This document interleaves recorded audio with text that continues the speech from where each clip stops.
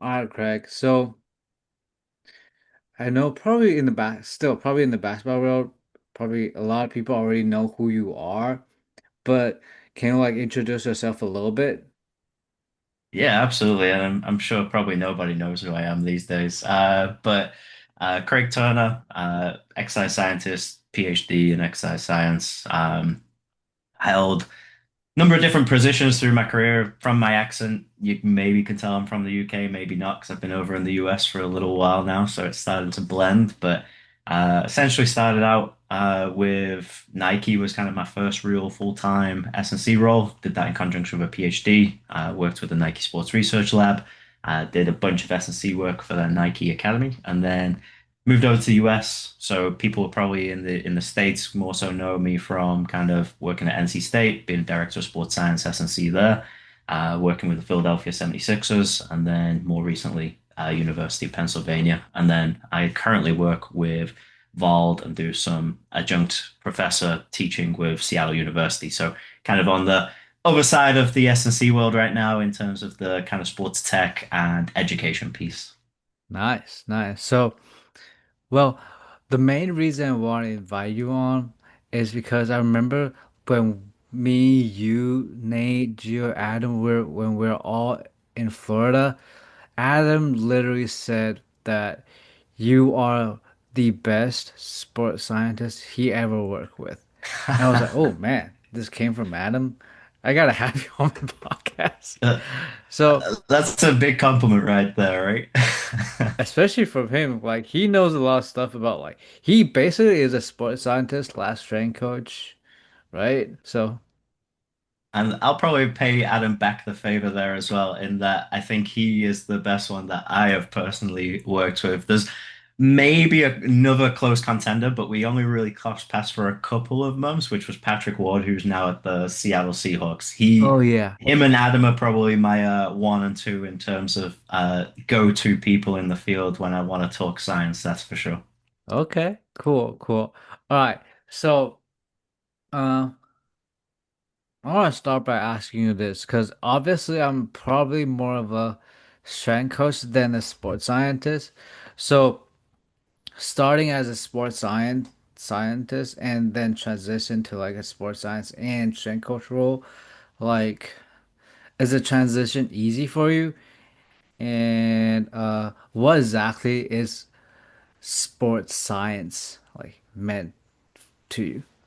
Yeah, it's a great question. So with the transition, I always had an interest in training, right? And my background in kind of undergrad, my master's and PhD, I was always interested in muscle physiology. So although some of my topics were my PhD was more related to sleep and recovery, it was still about muscle physiology in a sense. So I always wanted to coach and I always wanted to be coached as an athlete as well. So strength conditioning was an emerging field. We in the UK we called them fitness coaches. Like it wasn't strength conditioning. Like now it is called that. But back in the day, it was you were called a fitness coach. And in soccer, for example, football from where I'm from, you fitness coach is the guy who's outside on the field running warm-ups, doing conditioning drills. So it was very much the conditioning side of strength conditioning, where I feel like in the US, it's very much the strength side of strength and conditioning that gets taught a lot and spoken about. And so for me, like to answer the kind of sports science question, and I have a couple of different things I'll go off on tangents with this, but related to strength and conditioning, like I think a strength and conditioning coach is as much of a sports scientist as what the fitness coach was and what a sports scientist is, right? Or the role of a sports scientist is. And so sports science to me, I'll start with what I don't think it is, which I think a lot of people perceive it as being, which is the tech guy, right? And there's a part and there's a layer of that because generally speaking, the sports scientist is one of the smarter people in the room, or they should be. So they know how to implement that tech generally. So they're seen as the tech guy. But being able to switch on a Connexon unit, put it on an athlete and things like that, and then download the data, that's not sports science, right? So the sports science aspect of it is the kind of foundational understanding of what that data is going to tell us, maybe some analytical techniques, but we can look at it from different lenses. So you mentioned Adam earlier, right? He's going to look at things from a very biomechanical lens, right? I come from more of a muscle physiology background. I'm going to look at it from more of a muscle physiology lens. And so in sports science, there's a lots of different lenses. And so depending on how you want to be a sports scientist, you can be kind of a jack of all lenses, right? A jack of all trades, or you can be really honing and mastering one, like a biomechanist, a physiologist, a psychologist, a nutritionist, right? And so we're all under that umbrella. It's just generally speaking, S&C kind of falls in the biomechanist and physiology umbrella. But nowadays, the S&C also probably needs some data analytics skills as well. So that's kind of for me what a sports scientist is. They're a generalist, but they are a problem solver. So that's where I'm going to kind of leave that off. Nice, nice. And I'm glad you brought up like in the UK it's more of a conditioning emphasize for strength and conditioning, and in the US it's much more of a strength emphasize for strength and conditioning. So since you kind of experience both and you basically work with like college, NBA, go back to college, and now you work as a sports scientist, like what are your thoughts on people say, oh, a lot of coaches are like strength emphasize strength and conditioning coach. And when it comes to like let's talk about basketball. When it comes to like basketball, do they really have the need to like do oh man, people are gonna hate me. Is there really a need to do beep tests, yo-yo tests, or like whatsoever like conditioning? Yeah, for sure. It's such like a double-edged sword, right? Because I think my background came from that soccer thing, so like I was very much used to being like embedded in the field culture of conditioning, and then transitioning to basketball where it was like now and then the coach might throw you a drill, right? But like you're not as much talking about the physical aspects of the game. But my philosophy has definitely changed over the years. And now that I've actually been able to step away from it a little bit and reflect on what ifs, right? Like the what ifs. What if I would go back? I think that the thing that I didn't do a great enough job was actually try and get the message across around conditioning and what beliefs of condition there is, like doing sprints, change of directions, and things like that. Like I think you kind of almost become a weight room guy because it's seen as your domain and your layer, right? So like it's great getting the guy into the weight room, great getting them some buy-in there. And there's some challenges with that as well because like the NBA level, sometimes it's about getting them in the actual facility. Whereas like you might not even get them on court to do any conditioning because they're just cooked from practice and games and everything else like that. College level, I think you can definitely bring in the more what I would consider traditional S&C from the UK into that structure. And I think those athletes actually probably would benefit more from that. But essentially, I wouldn't pigeonhole myself as a just a weight room guy, and I think I kind of did a little bit in my career, especially in the basketball roles that I've held, because again, I controlled that environment. But what I should have been doing is getting in front of the coaches a lot more. And we did have some of these relationships. UPenn, I had a great relationship with Coach Donahue there, and we definitely talked about structure of physical drills, but we could have done more. You know, I always feel like we could have had a better warm-up process, like rather than me just quickly tacking on some sprints and some half-court work and things like that, like actually doing some of that stuff after we did what we call Quaker shooting drills. Like that's a great temperature raise, a low threshold drill to then we can then build intensity through the practice kind of thing. But again, those sort of conversations, I had them once or twice. We probably were then in like in season mode. We've lost a couple of games. We went on a losing streak in my second year. So it's kind of like tough to then start to change a lot of things and be reactive. So my advice for a lot of coaches out there is don't just pigeonhole yourself into one or the other, right? Try and be both. But the other thing is, it's like it goes back to needs analysis. So when an athlete needs a specific drill or a specific quality, then we have to basically work that quality, right? So if an athlete's slow, we get after speed. Strength might help, but let's say they're maxing out certain lifts and things like that. What are the qualities? What are the dimensions of those qualities? So that's for me where those sort of things become the most important aspect is having the needs and for the specific person. Cool, cool. So I want to backtrack a little bit because when we talk about conditioning, I think most of the strength and Maybe I'm wrong, but because nowadays everybody kind of know that everybody kind of use like Capo Connexon, so they understand like the drill, like which drill can create most highest intensity, which drill is like more like volume based.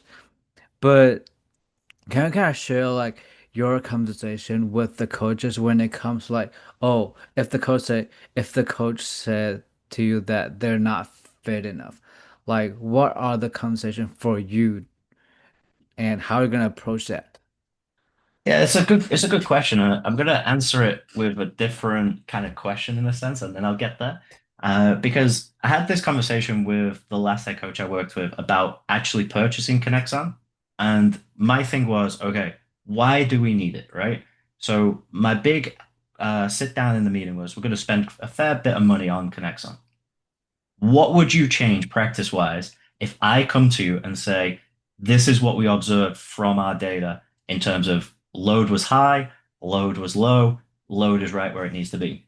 And coach is kind of like sitting there like, well, if load's high, maybe we'll like make practice the next day shorter. And I was like, no, like there's got to be a delineated, like we have a response and a process and a pathway for it, right? So similarly, when a coach turns around and goes, hey, the team isn't fit and things like that, it's using that data the opposite way around, right? So it's then saying, well, hey, look, these are our training structured training loads, and we're not seeing any changes or trends. Maybe we are, but you have to then observe kind of like connects on, it was acceleration load was like one of the bigger markers, right? But then there's the high intensity IMUs, there's some jumping markers. If all of these are in normal ranges and the coach turns around and says, hey, this guy don't look fit enough, I'm going to say, hey, coach, we're probably overcooking them then. Like, because fatigue masks fitness, right? So, in terms of that one, like my process, and normally it's us as weight room guys and S&C guys that we have to like dial back our volumes first, right?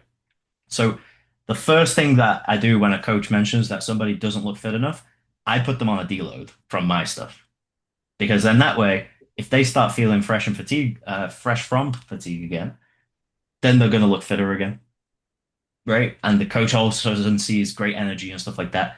Now, if the deload doesn't work, we've got one of two things. Either they're chronically overtrained, which I don't think is that many athletes, if I'm really being honest, or like something else is going on with the person and we need to delve a little bit deeper. We need to go and have a conversation. Could be that they're just sleeping shitty. Could be that they're not nutrition right.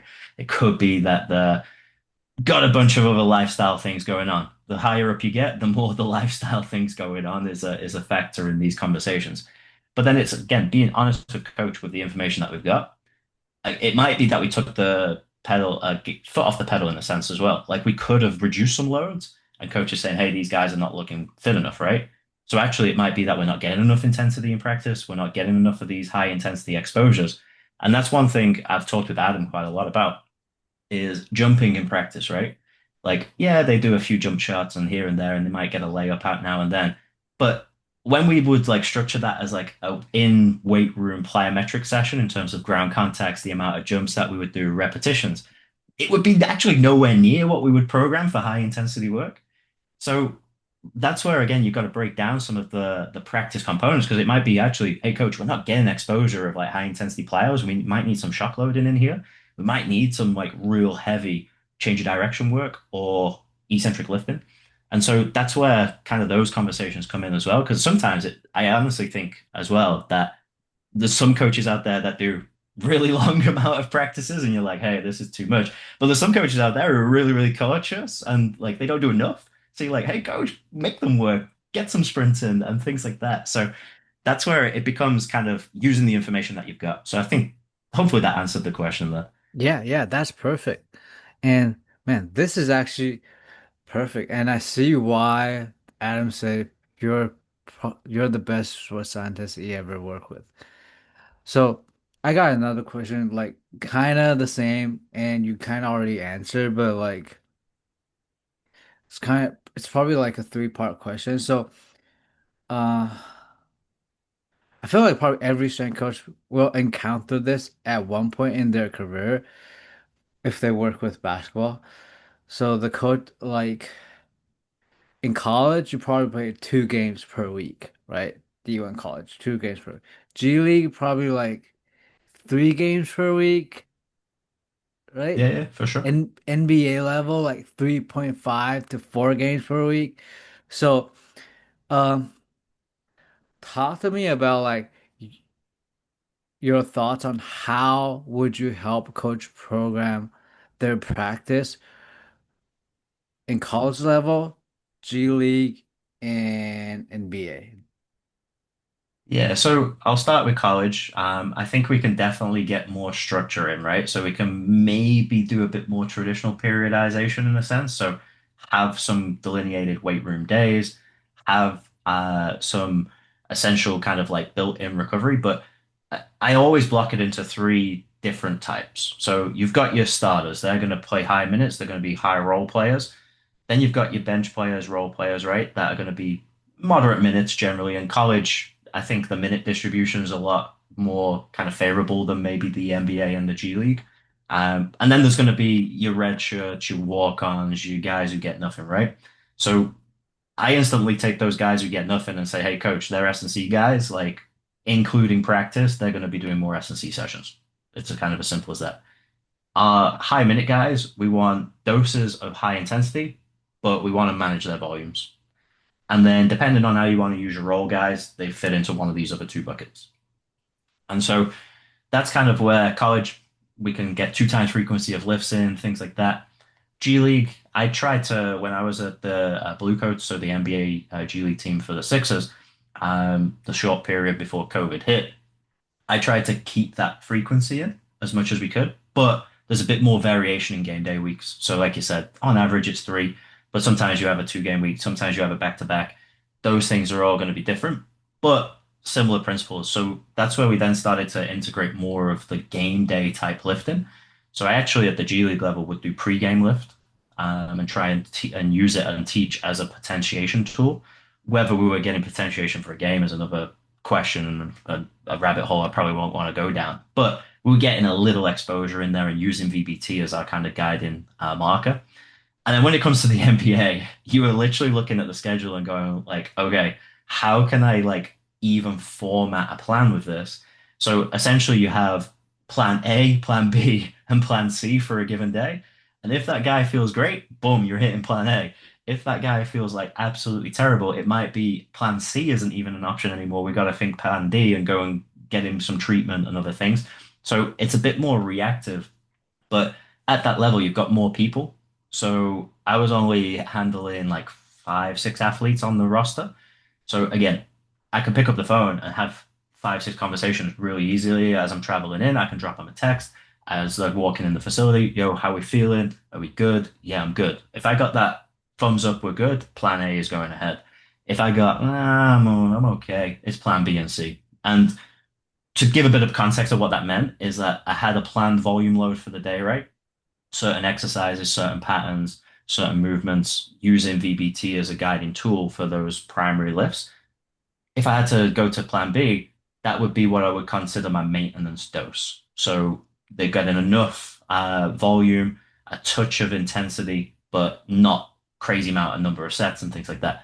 Plan C, this would be then changing exercise patterns, changing contractions, being a bit more focused like isometrics, maybe not doing complex movement patterns, maybe doing some isolation for specific areas, and then really low volumes. So that's kind of how I'd layered that. And that's kind of philosophy that I've done at all levels. It's just you can be a lot more structured with that in college, and embed a bit more of a monitoring process with that. At the pros, I feel like it's a bit more conversational. Like you hear about like monitoring readiness by having conversations. That level, that's where that works. At the college level, there's no way you can have, even on a basketball roster, 15 conversations every single day as a single coach. And sometimes you might be men's and women's like I was at UPenn.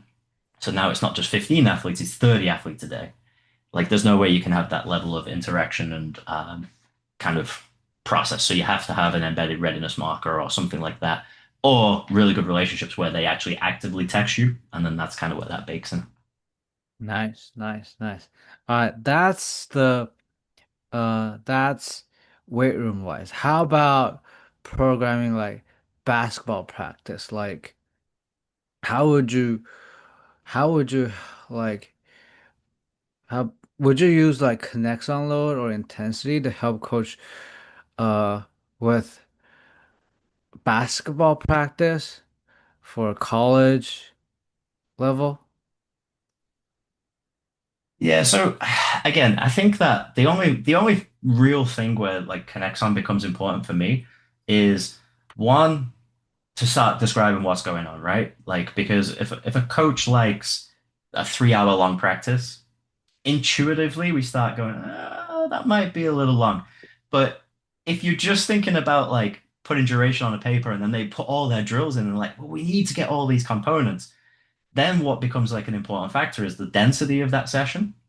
So we can at least start to work out, even without a connects on, like how much active time we're in drills, how much active time of practice we're resting. Because again, if it's a 50-50 split, now I'm a little bit less like, well, 3 hours is still long on your feet, but it's not all active. If it's an 85 active and 15% inactive, like rest, now all of a sudden, whoa, we're doing quite a lot of work, right? And like that's a similar principle within our S&C sessions as well. So for me, it's kind of one of those where I think it's a very much a descriptive process. And then you either got to have a coach that really buys in to wanting to change and use the information, or it's just a data collection exercise. But there is still things that are like salvageable from it. And I can see you laughing because like sometimes, like quite honestly, I think like it could be a bit of a waste of time. I think we overemphasize training load and connects on and all these things and load monitoring. Now, load monitoring has a dirty it's like dirty laundry. Like nobody wants to talk about it anymore. Like everybody knows it exists, but no one wants to like talk about it. It's a dirty word. But what we can use it for is guiding a rehabilitation process. So it's like baseline information. It's just like a baseline test. And then it's like, hey, when somebody does get hurt, which is inevitable, and there's a lot of kind of, I guess, back and forth on social media right now about injury prevention and the term injury prevention and all that stuff. Obviously we know we can't prevent all injuries, and terminology aside, there's gonna be something that happens. So what we can do is at least take the descriptive data and then inform our return to play process. So that's where I actually think the utility of things like training load monitoring and connects on, and even volume load monitoring in the weight room and other things, all those pieces actually come together more so for a return to play process than they do the performance process that they're supposed to be influencing, if that makes sense. Yeah, yeah. All right, another question. Why do you think that people overemphasize connects on catapult GPS or like even like any data? Because I have the same feeling that people kind of overemphasize like load management or like maybe they don't even know what load management mean, but like and like you said, I feel like a lot of times we're just collecting data because we want to collect data. I think we've all been there. It's not just sports scientists, but S&Cs, everybody. A lot of organizations, it just becomes a data collection, like sort of process, redundancy. And so my sometimes like thought process with that is my time would be better spent rather than creating these connects on reports and all these other things, is actually deeper dives into the literature around understanding like tendinopathy and how that interacts and like load management from that aspect of things, right? And that's where, again, going back to like that question of like sports science, right? For me, it's all about transferring that foundational knowledge, but that foundational knowledge is constantly growing. Like those papers get released every week. Like we have to stay on top of that. And then we're wasting our time creating a Connexon report that nobody looks at. And the coach might use, let's pretend that they're a good coach and they want to use it and they want to be proactive. But then also the decisions that come off it, like, are they going to be life and death? Probably not. So it's kind of like we're still rolling the dice a little bit. And that's what like kind of gets me a little bit. So when the last organization that I was at, like I said, we didn't end up getting connects on because of those conversations of, hey, coach, like, what would you actually change in practice if we came in and we blasted the guys and connects on loads were through the roof and they did shit ton more accelerations, decels than they normally do? And he'd be like, Well, I'd probably just do the same plan that I had the next day, which was to do like a lighter practice. So it's kind of like we're not like putting any loads or anything against it. And that's no disrespect to the coach by any means. I think he was a really good coach and he coaches at a high level. But again, it's one of those where it's like we got to get these components in. So my big thing is I'm not willing to throw my hat on like, we're going to lose this game because our connects on loads were 10% higher. Nice, nice. This is perfect because um we're like I was Yo, Eric, talking one I second. was I'm going to ch change my headphones over because all for some right. reason these are about to Okay, die as okay. well now. Sorry. You're good, you're good. Hopefully you can cut this. Yeah, of course. No worries, no I gotta worries. put the big boys on. All right, good, Let's see. Here we go. All right, I should be back. good. Yeah, yeah, yeah. For All some right. reason these started to die as well. My headphones need charging today. I apologize. No worries, no worries. All right, so I remember talking to like a few coaches, and there's also like you mentioned, there's research popping up like every single week, and they're talking about like, all right, if it's college level, and like I mentioned earlier, there's like 2 games per week. The practice need to be short and intense, right? Research said that. All right, here's the thing though. We went to like last year, we went to a different school, D1 Par 4 school, and a lot of the old school like head coaches, they're really successful, but they have their own way of doing it. And the practice is nowhere near short. There's Mhm. no way their practice is short, right? But still, they're super successful. So what are your thoughts on that? Yeah, I mean, honestly, your number one predictor of success is great recruiting. Like, if you can get good players, because the thing is, I could train, like, I trained at the Ivy League level. We had some pretty good athletes at the Ivy League level, mid-major. But the thing is, and there's no disrespect to those players, none of them were a five-star recruit coming out of college, right? So already there's a skill gap. So we try and plug that skill gap with physical qualities, but then we go and play a Houston and it looks like we're playing against an NBA team when we're a mid-major team. So what happens? They get bullied, right? And like we get friggin' absolutely waxed. So the thing is, we just can't out recruit a Houston at that level. But at the Power Four schools, it's a game of recruitment. And then I honestly think it's a bit of a survival of the fittest thing. I don't actually think that the overall like compounding volumes is going to be a problem over time. I think it's if you can survive, you're going to be great. But there's going to be those guys who break down. So that's where it gets a little tricky because if a team loses their best players because they break down, now they're probably not going to be as successful. So that it's kind of like hard and it needs a couple of, I think, like newer school thinking coaches of like understanding like how much to turn that dial up and cook them. I think that people should get after it in preseason. I think that we should experience the highest amount of volume loads. I think we should see a little bit of that fatigue response there. Because if we don't expose ourselves to that going into competition weeks, and even if it's just a 2 game week, we're not going to survive very like well, in my opinion. But also, some of these athletes they come in and they're already at the ceiling. Like you're not going to get much more juice out of the squeeze with the physical development. From there, it's all tactical and technical. So my one thing, and this is going to be a contentious point, and especially coming from an S&C coach, I'm probably going to piss a lot of coaches off here. But I honestly don't think there's that much skill development that happens in college. I think you've either got it or you don't. And if you've got it, you're just kind of managed and you're waiting to get into the NBA, in a sense. If you don't get it, you're either working on it yourself and you improve your own game, or there's like a physical aspect that might unlock a dimension to your game, like driving to the post and smashing a layup or dunking on somebody or things like that.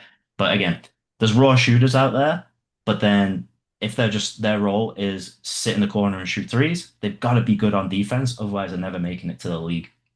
So that's where I feel like, quite honestly, Jay Wright at Villanova. Look at the teams that he won a championship with. Pretty much half that roster is a freaking NBA player right now. You know what I'm saying? So recruiting is definitely the powerfulest tool. Survive and then get through a season, win a championship. That's my opinion. It might piss some people off. No, no, it's perfect. Man, 100% agree with that.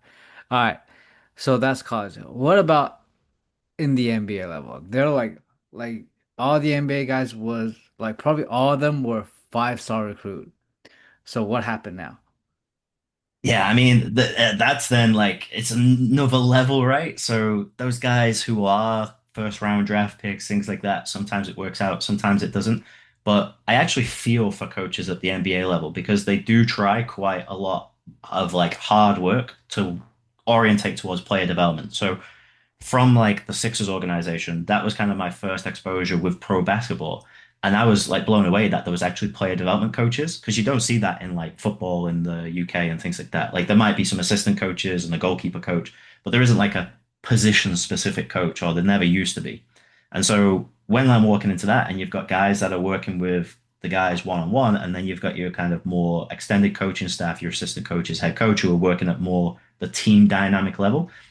So I think with the NBA, again, you've got a lot of high level talent, but we see that some people work together well and some people don't. So it's about kind of blending that roster, staying within a market cap, salary cap, and keeping people happy because all it takes is one guy to get upset and he's your star player who wants to leave, and all of a sudden it blows up the organization.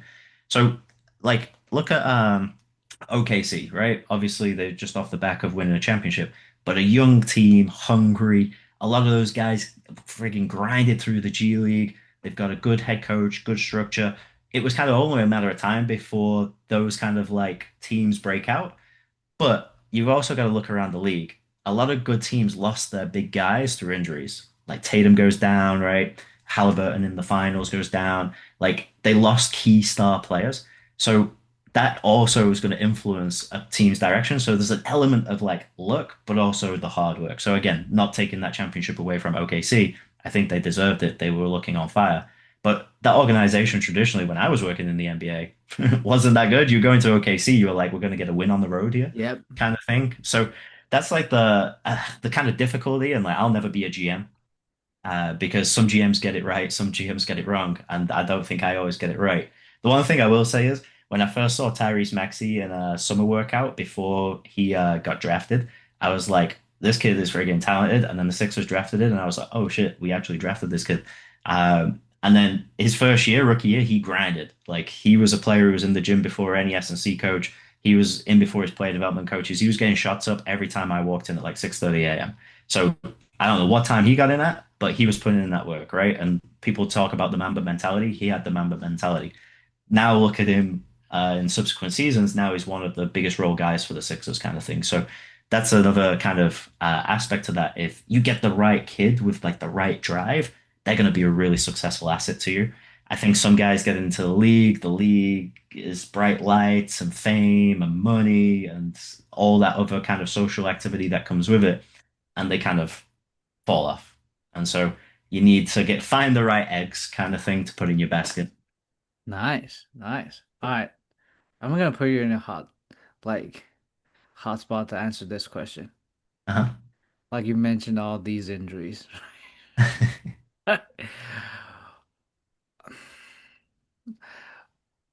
Like probably shouldn't ask you why, but like any clue that how can we make it better or like how can we like anything that as an SNC coach or as a sports science we should look into like what are some things you think we could do better in our field, not just in the NBA, like overall our field. Yeah, I think like S&C is kind of a double-edged sword, right? Because we walk a fine line between performance and health. And so when we push those boundaries of performance, I think we kind of have to know the right times to push. And honestly, I think there's a bit of paralysis by analysis where sometimes guys get like a different type of treatment where maybe actually we should be doing something else. And what I mean by that is like somebody starts saying they got knee soreness, right? Like general thought processes, like, okay, we got to shut them down and we've got to manage the inflammation. And then you'll see someone go and throw a bag of ice on it. And you're like, well, is that actually helping the inflammatory processes that are trying to heal? Is that even speeding up the recovery, or is it just being a pain dampening response? So, like, I think there's certain traditional processes that we're kind of like, like, might not work.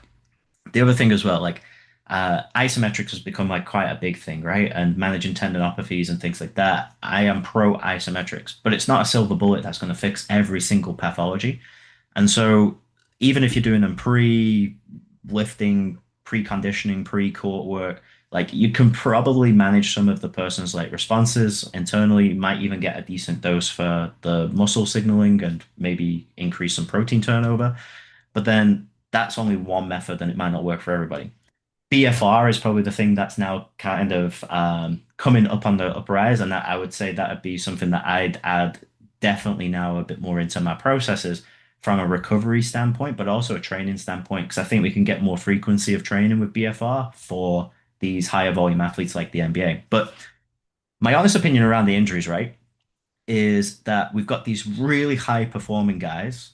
They're subjected to quite a lot of demands, travel, playing back to backs, quite a condensed kind of competition schedule. So I think the first thing that the NBA's got to look at is maybe how to manage game loads, keep the entertainment there without having back to backs. That would be my first big point. And then I think the other side of things is like these days, these guys are making a crazy amount of money, and I'm not going to blame any athletes, but they're making a crazy amount of money. They've got quite a lot of access, and I don't think their recovery aspects are as good as what the guys maybe in the past used to do. And I think there's probably some who will be like, well, yeah, Michael Jordan gambling and drinking and all this kind of stuff, Iverson drinking Henny, all these things, right? Those were the top guys that were making a lot of money. Those bench guys weren't making that much money. Scottie Pippen wasn't making as much money as Jordan. You know what I'm saying? So it's like they were probably a little bit more regimented because they had to grind a little bit more. So I think these days, like even your bottom of your bench guy is getting paid millions. So it's like I think that plays into some of this quite a lot. And I'm not passing off the blame. Like I think we have to look at ourselves as practitioners, but there's no way with the increase of like knowledge that we've had over the last 10, 20, 30 years that we shouldn't be managing this better. So the only other thing could be like things we're not actually thinking about, confounding variables. And so that's where my kind of thought process goes with that. But again, we know the injury bug is real. There's been quite a lot of Achilles stuff that happened this past season. Could this just be a one-off thing? Could it be the cycle of training and the cascade that came from COVID and all that kind of stuff? Could it be that off-season workouts have changed? Like people are maybe focusing more on doing their skills coach work and not their S&C work. There's so many things that we could ask questions about. So I don't think we're ever going to get a great answer. The only thing is that the more we try and push the limit of performance, the more likely we're going to step on that tightrope and we could fall off. Nice, nice. I love this. I love this. All right. So, um, another question about injury is like, since obviously there are more technology, right? Whatever you can think of, force plate, uh, connects on, uh, isometric testing whatsoever, and a lot of research are like there are more and more research going published about like, uh, maybe like single joint, like if someone have a adductor strain, they'll probably do like adductor squeeze, probably abductor squeeze, or like hamstring strength, like those single joint or single muscle like tests. What are your thoughts on like these testing? Do you think that's like adductor strain is because adductor is weak, or hamstring strain is because hamstring are weak? Yeah, so I think that there's layers to assessment, right? Because if you think about it, if we didn't do like a isometric adduction, right? What would probably then happen is the physio would get them on the table and they would do a break test. Now, my perception could be, oh, this guy's strong. Get the next person on, this guy's weak. But actually, the weak guy is stronger. Maybe like I just potentiated myself, right? So we had that level of objectivity. So you talked about kind of like the isolated joint testing. That's just one little piece that we've put in the puzzle, right? And we've got to build out this puzzle to build a better visualization of like what we think this athlete's capacities are and things like that. And that's not even just from an injury side, but just a performance side as well. Like it's no good me just doing adduction squeezes and then, hey, I'm gonna do adductor work in Copenhagen's with the weakest guys, and then what do I do with the other guys, right? Like they might need change of direction work. Like and then maybe A deduction is the thing that helps with that. Like they've got good strength, but they change direction shitty. Why is that? You know what I'm saying? So there's going to be these like performance layers. So I think that when it comes to like kind of this injury profiling and performance profiling, again, I actually think those two things are the same thing, and we just maybe ask a different question based on where the athlete's at. But essentially, right, like if you were programming S&C wise, you wouldn't just like go, okay, I like back squat, so they're gonna do back squat. I like lunges in the lateral plane because they should do that because it might transfer to change direction, right?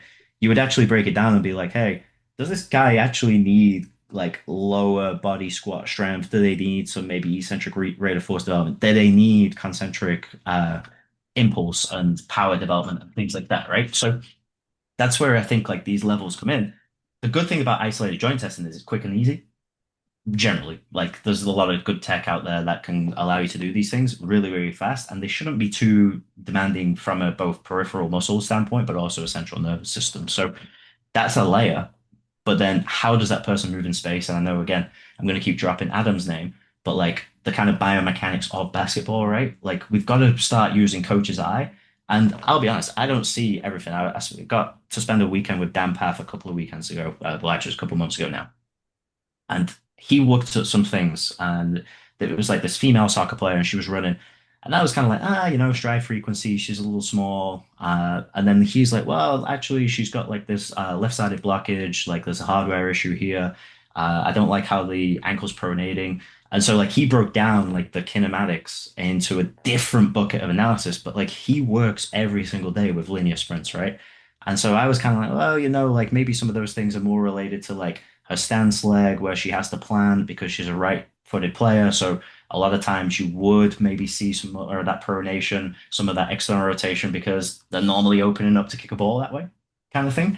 So that's where I then added that layer of things in. But then we take it to a basketball level, right? Who should be the movement experts of basketball?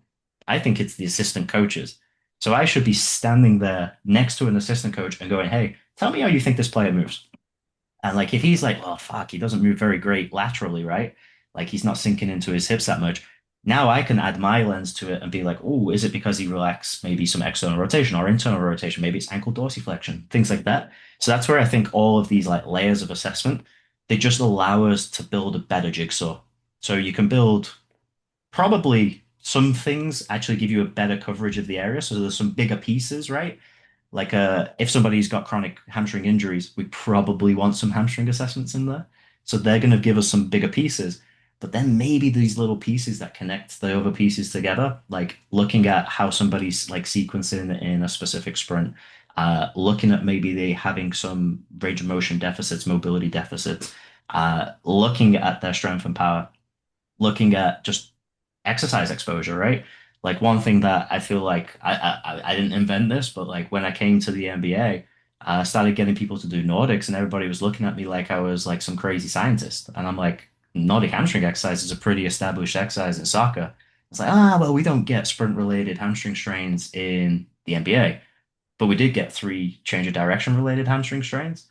So what is our options of exercises and selections? Well, I can throw RDLs at them all day, but then what's my leg curl pattern?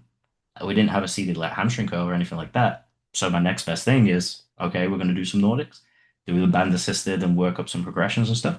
So again, that was just one tool. And I'm not saying, hey, throw Nordics at everything, it's going to cure all hamstrings, right? But we do see that when people get hamstring strength exposure, it normally lowers those things. And we also shouldn't just use the epidemiology data because you wouldn't see very many hamstring strain injuries in basketball, but we had three. So they can happen. It just happened to all to us in terms of we were way above the league average. But other teams are going to see other things, right? Ankles, Achilles, hips, all those things. So we have to kind of build the pieces of the puzzle there.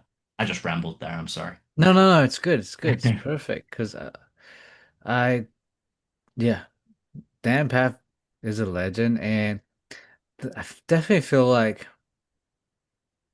well, I'm not saying like single isolated joint testing are bad, but like still, like it's kind of like our conversation earlier with Connexon or like Forceway. People kind of like overemphasize these stuff because they have the numbers. They have subjective or objective, whatever numbers they can get, right?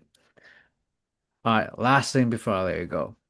earlier in our conversation when I asked you about like if the coach said to you like, oh, this athlete's not fit enough or like they're not in shape, you kind of mentioned about like, oh, what we can adjust for the practice. And I think that's pretty smart.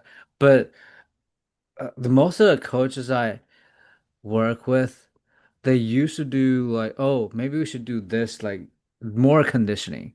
Or maybe we should do like, oh, uh, yo-yo test. Whatsoever test. Why is your approach not like, oh, let's just do more like yo-yo test whatsoever? Instead, like your approach is like, oh, maybe we should like, what's the practice like? Why is it like that? Why is your approach like that? Yeah, I mean, again, it's kind of like you mentioned, right? Like we get a snapshot of somebody's test. So let's say we did a yo-yo with I kind of like the 30-15 on-court conditioning test. I thought that was a bit more discriminative of better and worse conditioning players. So we used to have like a criteria reference with that where if you were below level 20, you kind of sucked. So we have some objective data to say, hey, like your condition isn't that great relative to everybody else. Especially when your team average is about 20.5. So that's one kind of like snapshot, right? But like the thing is, like I ran that test with one of our athletes and he scored an 18.5. I scored a 21. And I am definitely not fitter than him when it comes to playing basketball, right? Like I'm gassed if I try and guard somebody. I'm gassed if I even try and dribble a basketball because my motor functions and skills are not that great. So my thing is like with the coach, right? Like I'm willing to edge my bets that, especially if it's in season, that this guy isn't totally unfit. Because if he was unfit, you would have mentioned it 3, 4, 5 times before we got to this point. And so that's why my approach generally goes towards practice. Because if somebody comes into preseason, you can kind of tell if they're out of shape. And normally body fats get done right, body composition, at least weighing in. So we already have some markers of like, well, this guy came back a little heavy and he doesn't look like it was muscle. Like we probably know that he hasn't put in the work in off season. So that's my thing. It's like there's a bit of a history lesson. If it's the first time that a coach has mentioned conditioning, I'm like, hey, coach, are we being reactive here or not? You know what I'm saying? Because like, is this been festering and it's still building up and you've not said anything? Why today? Right? And normally a lot of times it's because we just got our asses fucking handed to us, right? Like it's normally because we've lost.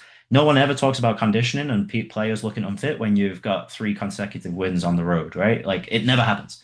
So this is where I think there's a bit of a psychology to this, and we have to tap into sports psychologists and those kind of roles where it's like, actually maybe coaches need psychologists because why do they react the way that they react, right? And so for me, like that's why I go that route. But coach could be right, right? So then my thing is if I am going to add the layer of conditioning, what can I sneak in that's not going to be high impact? So generally speaking, if they want cardiovascular work, maybe we're going to do an elliptical, maybe we're going to do a bike, and it might just be a quick 15-minute hit, right? We're going to hit one time frequency, 15-minute hit. Make the coach see that the guy's doing something, he's getting some sweating done. 2 or 3 weeks later, coach hasn't mentioned anything about fitness anymore. Pull that session, you're back to normal where you were before. But my thing is, I always try and convince coaches that, like, hey, if we are reactive to fitness, maybe it's fatigue, maybe we give deload. I'll deload my stuff. You don't take away any of your shit. Like, you keep your stuff. I'll deload my stuff and let's see if they respond. If they don't respond there, I'm going to need you to potentially deload your stuff, right? And then he might tell me to go fuck myself, or he might say, okay, that sounds like a plan. So that's where, again, it depends on your relationship with the coach and like what kind of power and position you're in. But that's my mindset around those things. Because again, we can all be reactive. Like I hated losing games. I used to have a rule, and this is a random story, but when I was in the G League, I had a rule that I would do for every point we lost by, I would do at least 2 minutes on the treadmill. One game we got blew out 40 points, so I was doing 80 minutes on the treadmill post game. So that was a long one, and I was pretty hungry afterwards. But essentially, yeah, like I don't like losing, and so if that's how I'm responding, imagine how a head coach where their job is based on wins, like so they're obviously going to be very reactive and highly hostile in those types of situations. So that's my big thing, and like it always falls back to us. So that's where going back to your isolated muscle testing and on just general fitness assessments in general, they're going to give us at least a piece of the puzzle. So I can turn around, right? And like I had this definitely with women's basketball UPenn, where it's like XYZ player is not fit. Well, they were the top five people in our conditioning test and your conditioning test because the coaches used to run one as well. So how can we turn around and say that they're not fit if they're the top five people? Then there was one where they were in the bottom percentile, but they were our highest scorer generally. So what do you want? Do you want somebody who goes and gets buckets, or do you want somebody to make them extra tired? You know what I mean? Because they're not obviously applying themselves well in the off season. So my role is how do I inception that? How do I plant an idea in somebody's head to be like later on we're going to train and we're going to train hard. And so it's presenting them with certain information, right? Like, hey, you do kind of suck at these things. What do you want to do about it? Hmm, perfect. I know I said that's the last thing, but I just Let's love keep this too going. much. All right, Let's keep so going. I'm loving it too. We got time. I promise you the last thing. So, when you talk about, oh, they're not fit, why you deload your stuff instead of like asking coaches to deload their stuff, right? I think this is like very important in terms of like as a strength and conditioning coach, we always think that our stuff are helping athletes. But so why is your approach like, oh, maybe take away a little of my stuff, deload on my end, and see if that works. If that doesn't work, maybe after that deload on coach's end. Why is your approach kind of different? Yeah, I don't know where I heard this like saying from. I think it was like a corny like TV show or something like that. But you keep the main thing, right? So the main thing for a basketball athlete is playing basketball. And like as much as I would love to feel like strength and conditioning contributes to 85% of the success that a basketball athlete goes through, realistically, and I might be overshooting this number, I think it's about 25%, right? Like I'll give myself a quarter of the physiological, technical, tactical model. Like we have one corner in there, right? So we'll give ourselves 25%, but we might be even lower. So the thing is, I don't want to off the bat lose a relationship with a coach by telling them that they're doing too much and they have to stop stuff and their stuff isn't important, right? Because the main thing's the main thing. Basketball is the main thing. So we've got to have that in there. Coach has a philosophy, and who am I to argue with maybe a coach that's won way more NBA games or way more college games than I've even been alive for, right? So that's kind of like my first like thought of process there. The second part of it is maybe our stuff is contributing more to that fatigue model, right? Like if we're not really been exposed to resistance training too much and we're sneaking in volumes here and there, like what's the minimal effective dose? What's the maximal recoverable volume, right? Like we want to live in between those two bands. And we don't really know exactly what either of those two things are. And somebody who does and has that figured out, please email me and text me or IG me or whatever, because I'd love to know like what that perfect formula looks like. But again, we've got to take a little bit of roll of dice on like these are the right things and build volume exposure over time, right? So the problem with that is the coaches are also thinking that same model. So preseason, right? It's a shit show because you want to do more, they want to do more, everybody wants to do more, even maybe the athletic trainers. So then all of a sudden, like the athletes are getting double, triple the amount of work that they normally did. And like I said, it becomes that survival of the fittest type model where it's like if you survive, boom, I think you're going to be okay. If you don't survive, we're fucked. So that's where I think that our stuff has to be pulled first. And again, it doesn't have to be anything crazy. Deload can be 40% volume reduction. It could be half the sets taken off. It could be actually just take a frequency exposure off. Could be just changing the format of the exercises, isometrics. Boom, you can get a quick, good stimulus in. Could be BFR, right? Like it doesn't have to be, it doesn't mean take all S&C away. Because I think also that could have its own issue in terms of the performance line that we talked about earlier. But if we did it the other way around, it was like, okay, do less basketball, do more S&C. They're going to be like, why can't this guy get shots up? It's way easier than lifting weights. And so again, the psychology is real in this type of stuff. We'd be like, well, actually, he really needs to improve in his strength performance because that's going to transfer onto the court. And the guy's coach is probably looking at me like thinking like, but this guy is a 20% shooter. Like we need him to be a 30% shooter. He's not going to get better at shooting. Maybe actually he might shoot longer distances with more strength, right? And we can make that argument, but they're not going to connect that dot. So that's where I think, again, it depends on the relationship. I wouldn't, if somebody offered me a NBA job tomorrow, I would not walk into that facility and be like, okay, coach, so this is what we're going to do with your practices. I'm going to sit back for a year and just observe and understand like how he's formatting that stuff. And then maybe if there's something that like we as a collective staff think that there's a big red flag and we've got to talk about it, we'll talk about it. And that comes in the combination of the marching things. But again, so far through my career, I haven't found the one variable, the one test, the one monitoring strategy that's going to give me these predictive type algorithms to say, hey, this guy is going to get hurt, this guy's at risk, this guy is going to have lowered performance. Normally, we're kind of reacting to the situations. So again, if a then coach comes to me and says, "Hey, this guy looks fucked conditioning wise," I'm probably going to say, "All right, we'll pull back some of our stuff." And he's like, "Nah, I want him doing more." Okay, we won't pull back some of our stuff. We will, but I'll put him on the bike too. You know what I'm saying? So I've deloaded, but I've just given them conditioning as well. And then we'll see if that changes anything. So that's kind of my thought process. I don't know if people will agree with that or not. No, that's perfect. I love it. I love it. That's awesome. So that's basically all the questions I have for you today. And I can definitely see why Adam said you're the best friends he ever worked with. Definitely like super smart. So for those who are interested in what we're talking about today, where can they find you?